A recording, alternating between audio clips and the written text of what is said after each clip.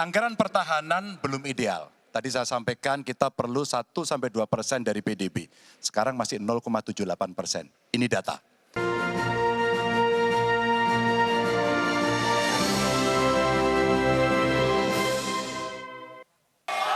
Baik, terima kasih Anda masih menyaksikan debat ketiga calon presiden pemilu tahun 2024. Dan sebelum kita mulai segmen kali ini, kami ingatkan sekali lagi para hadirin, Bapak Ibu yang berada di lokasi, yang berada di dalam ruangan. Mohon tenang. Sudah kita saksikan sama-sama tadi tata tertibnya, semua sepakat ya?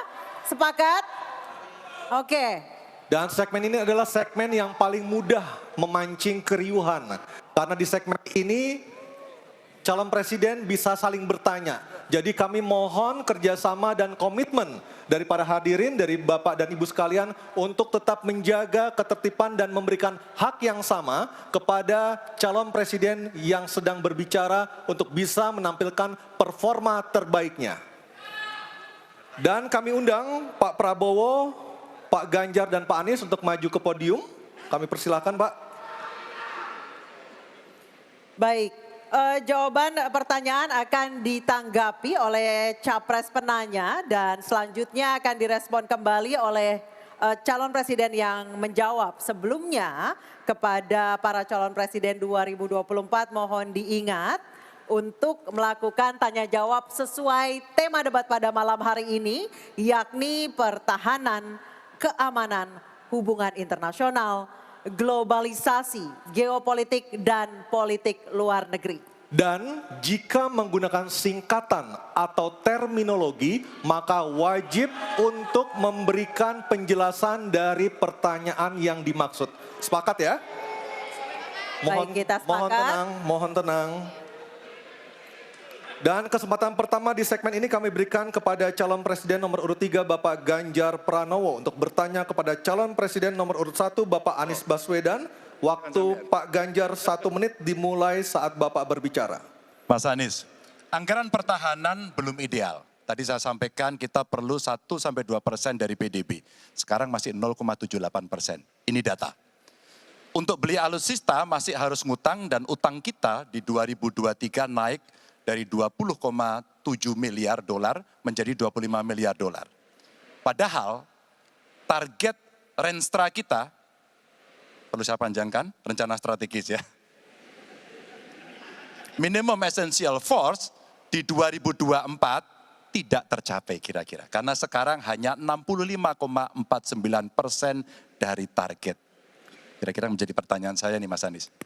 Apa solusi ekonomi pertahanannya untuk kita bisa mengejar ketertinggalan dan kemudian menyelesaikan persoalan-persoalan itu agar pertahanan kita menjadi strong.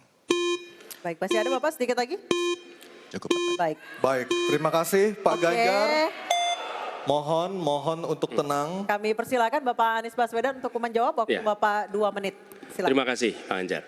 Jadi terkait dengan anggaran pertahanan, seperti tadi disampaikan kita masih di bawah. Kalau tadi disebutkan 0,78, kami memandang memang perlu sampai dengan 1-1,5% yang kita butuhkan.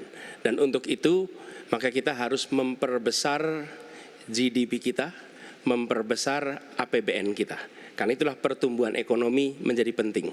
Dengan pertumbuhan ekonomi yang merata dan berkualitas, harapannya maka kita memiliki masukan negara yang cukup. Kemudian yang kedua, tadi terkait dengan hutang.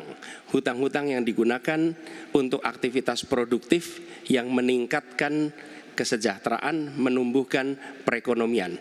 Itu juga salah satu cara untuk memperbesar APBN kita dengan adanya pendapatan ini. Yang ketiga adalah bagaimana pajak kita diperluas basisnya, ditingkatkan efektivitasnya, lagi-lagi untuk meningkatkan pendapatan.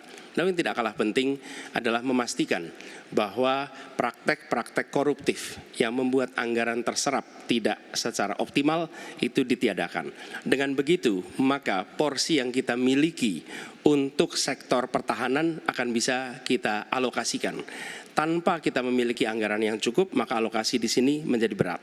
Dan bila kita melakukan pembelanjaan, maka kami membayangkan justru menggunakan kekuatan sendiri. Kalaupun ada dalam bentuk hutang, maka itu satu paket dengan belanja senjatanya, belanja alutsistanya, sehingga itu menjadi satu kesatuan dan meniadakan praktek-praktek middleman di dalam penyelenggaraan alutsista seperti peraturan perundangan yang mengharuskan itu G2G atau langsung dengan korporasi yang membuatnya.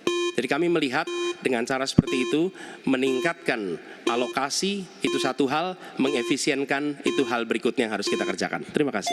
Baik, waktu sudah habis. Pak Ganjar, kami persilakan untuk menanggapi Harap tenang. pernyataan dari calon presiden nomor urut 1. Waktunya 1 menit, Pak Ganjar, kami persilakan. Ya, ternyata jawaban saya dapat bonus. Sebenarnya saya ingin membahas yang soal pertahanan dan alutsistanya. Tapi oke, saya kira terima kasih atas jawabannya. Saya ingin menyatakan dengan jelas, maka pertumbuhan ekonomi 7% wajib.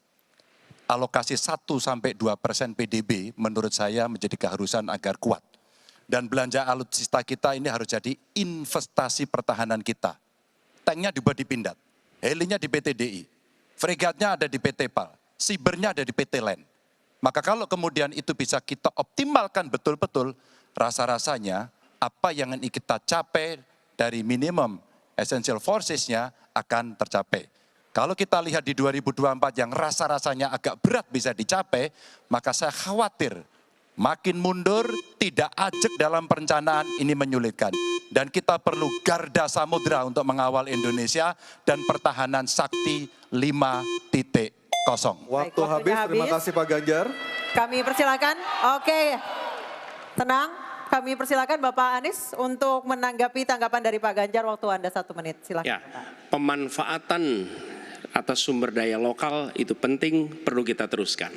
Dan kita perlu memanfaatkan juga, memastikan bahwa tenaga-tenaga dalam negeri untuk bidang pertahanan itu diinvestasikan secara serius. Pembahasan mengenai investasi sumber daya manusia ini kunci. Kita perlu mengirimkan lebih banyak lagi generasi baru untuk ilmu-ilmu alutsista. Sehingga ke depannya penyelenggaraan alutsista domestik bisa berkembang. Itu satu hal dalam jangka panjang.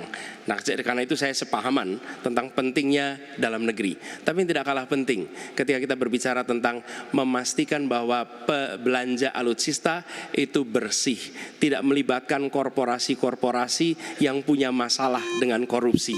Dengan begitu maka bukan saja anggarannya efisien, tapi tidak bocor di dalam belanja alutsista. Baik, terima kasih Pak Anies, waktunya sudah habis. Mohon tenang Bapak dan Ibu sekalian, baru saja kita lihat nomor urut 3 dan 1 saling berhadapan dengan tanya jawab dan memberi tanggapan.